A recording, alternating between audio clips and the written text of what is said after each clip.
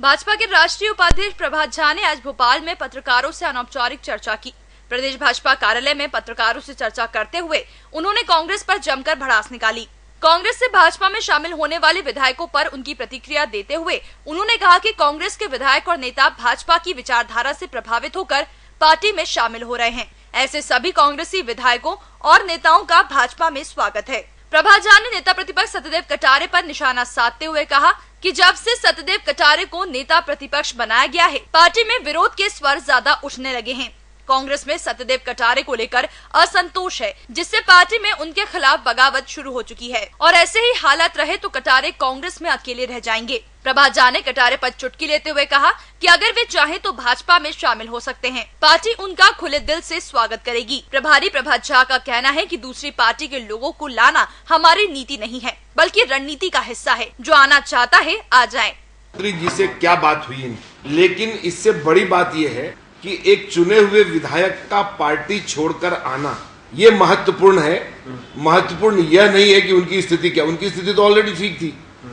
अपनी स्थिति को खराब करके चुने हुए प्रतिनिधि होने के बाद इस्तीफा देकर किसी पार्टी में आना ये जाहिर करता है कि कमजोर कांग्रेस को लोग अब छोड़ रहे हैं। आप पार्टी के संयोजक और दिल्ली के पूर्व मुख्यमंत्री अरविंद केजरीवाल को थप्पड़ मारे जाने पर उन्होंने कहा कि केजरीवाल विश्वास करने के लायक इंसान नहीं है। दिल्ली में अरविंद केजरीवाल ने जनता के साथ जो वादा खिलाफी की है, उसी का परिणाम है कि आए दिन अरविंद केजरीवाल को इस तरह की घटनाओं से दो चार होना पड़ता है। उन्होंने कहा कि बनारस से नरेंद्र मोदी के खिलाफ चुनाव लड़कर केजरीवाल वहां की जनता के हाथों हार का मुंह देखकर मोक्ष को प्राप्त कर लेंगे। प्रदेश में किसकी लहर चल रही है, इसका जवाब देते हुए प्रभात झा ने कहा कि ये कहना गलत होगा कि प्रदेश में केवल मोदी या शिवराज की लहर है, बल्कि दोनों की लहर के चलते ही पार्टी लोकसभा चुनाव में जीतेगी और केंद्र में भाजपा शासित सरकार बनेगी। प्रभात झा ने मध्य प्रदेश में 25 से ज्यादा सीटों पर बीजेपी के जीतने की संभावना जताई, लेकिन ये भी कहा कि छिंदवाड़ा और गुना में कांग्रेस से टक्कर है। जबलपुर में हुई हिंसा को लेकर जब सवाल किया गया तो वे बोले कि हम हिंसावादी नहीं हैं। इस अरविंद केजरीवाल इसी लायक हैं। आप इसे ठीक मानते हो?